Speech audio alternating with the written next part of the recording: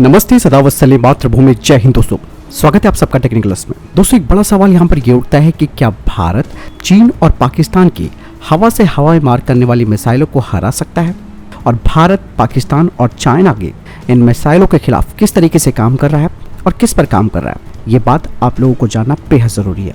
दरअसल सबसे पहले हम बात करेंगे भारत की अस्त्रा मिसाइल की। दरअसल दोस्तों भारत ने अस्त्रा MK1 बियॉन्ड विजुअल रेंज यानी कि BVR मिसाइल के लिए जून में ऑर्डर दिया है, जिसका मतलब यह है कि भारत मिसाइल के क्षेत्र में अपनी आत्मनिर्भरता की दिशा में महत्वपूर्ण कदम उठा रहा है और बियॉन्ड विजुअल रेंज मिसाइलों का इस्तेमाल करके पायलट दृश्य सीमा से परे लक्ष्यों को भेज सकता है, जो कि आमतौर पर लगभग 37 किलोमीटर तक की होती है।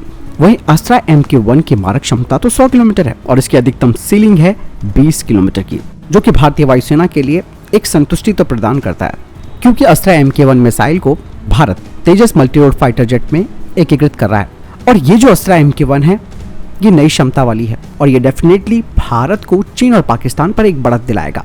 क्योंकि दोस्तों अपने दुश्मनों की भी हम बात कर लेते हैं। पाकिस्तान के पास F-16 फाइटर जेट्स हैं, जो कि अमेरिका की AIM-120 advance medium range air to air missile, जिसे हम AMRAAM कहते हैं, उससे लैस है।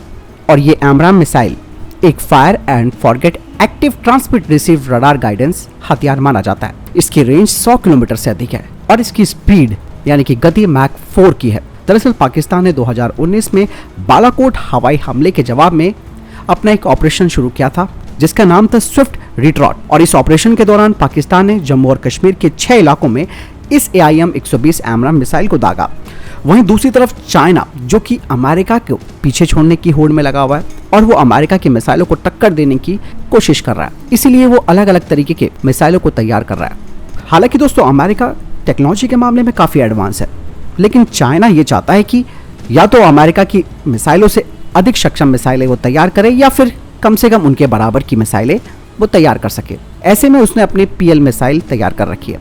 PL मिसाइल जो कि एक active radar homing beyond visual range हथियार है। इसकी अधिकतम रेंज 300 किलोमीटर है और इसकी जो स्पीड है वो मैक 4.5 है।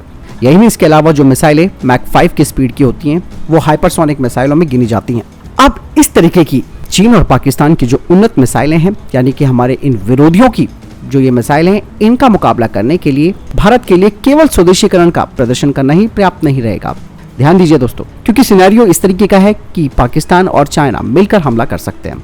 ऐसे में भारत को अपनी मिसाइलों पर तो काम करना ही है, इसके साथ साथ भारत को अपने रक्षा बलों को भी उन्नत करना होगा, क्योंकि जब भी कोई लड़ाई होती है उस दौरान दो देशों की सैन्य क्षमताओं का तुलना करना हमेशा एक विवादास्पद बना रहता है, जिसका उदाहरण आप रूस और यूक्रेन का युद्ध देख सकते हैं। क्योंकि वास्तविक युद्ध में कई तरीके के ऐसे कारक शामिल होते हैं जिनमें कि आपके पास उपकरण क्या है और आपकी रणनीति क्या है, ये मायने रखती है। और ऐसे में जो चीनी विमान है वो ताइवान के हवाई क्षेत्र में जब प्रवेश करते हैं तो वो न केवल अपनी गति और गतिशीलता पर ध्यान देते हैं, बल्कि वो ताइवान के रडार को बेकार करने के लिए अपने इलेक्ट्रॉनिक उपायों पर ज्यादा भरोसा करते हैं। और अगर किसी भी BVR मिसाइल यानी कि बियॉन्ड विजुअल रेंज मिसाइल पर इलेक्ट्रॉनिक वॉरफेयर सूट अगर जुड़ता है तो वो अपने लक्ष्य पर सटीक निशाना लगा सकती है और दुश्मन के जो रडार होते हैं वो पूरी तरीके से बेकार हो जाते हैं। इसके अलावा दोस्तों अगर हम भारत की बात करते हैं तो अस्त्रा मिसाइलों का पहली बार 2003 में integrated guided missile development programme के हिस्से के रूप में इसका परीक्षण किया गया था।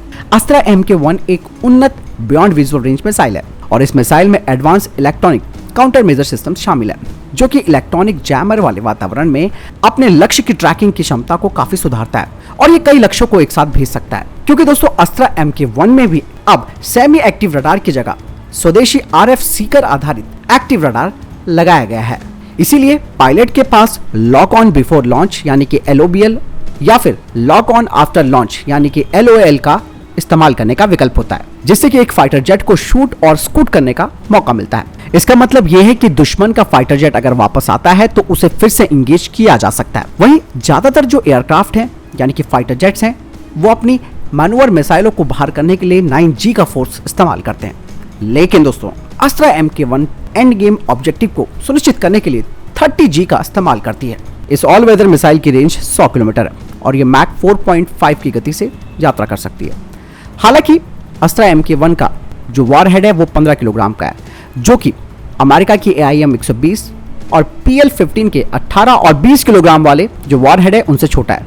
लेकिन दोस्तों अस्त्र MK1 में अधिकतम सीमा से सीधे हिट करने का एक जबरदस्त क्षमता है। वहीं हाल ही में कुछ रिपोर्ट सामने आई है कि भारत अस्त्र MK2 और MK3 मॉडल पर भी काम कर रहा है और इसका परीक्षण 2023 और 2024 के बीच किया जा सकता है। और अस्त्र MK2 वेरिएंट की रेंज 160 किलोमीटर होगी और ये अस्त्र MK1 का एक अपग्रेड प्रोग्राम आप कह सकते हैं। और अस्त्र MK2 में dual pulse solid fuel rocket motor इस्तेमाल होगी, जिसे कि मैच्योर मिसाइल में भी इस्तेमाल किया जाता है ताकि एक बड़ी हुई ऑपरेशनल रेंज मिल सके। वहीं दोस्तों अस्त्र MK3 की बात करते हैं तो भारत अस्त्र MK3 को रूस के साथ मिलकर विकसित कर रहा है। इसकी रेंज 350 किलोमीटर होगी और इसके लिए एक नया सॉलिड फ्यूल डक्टेड रैमजेट यानी कि SFDR होने की संभावना है।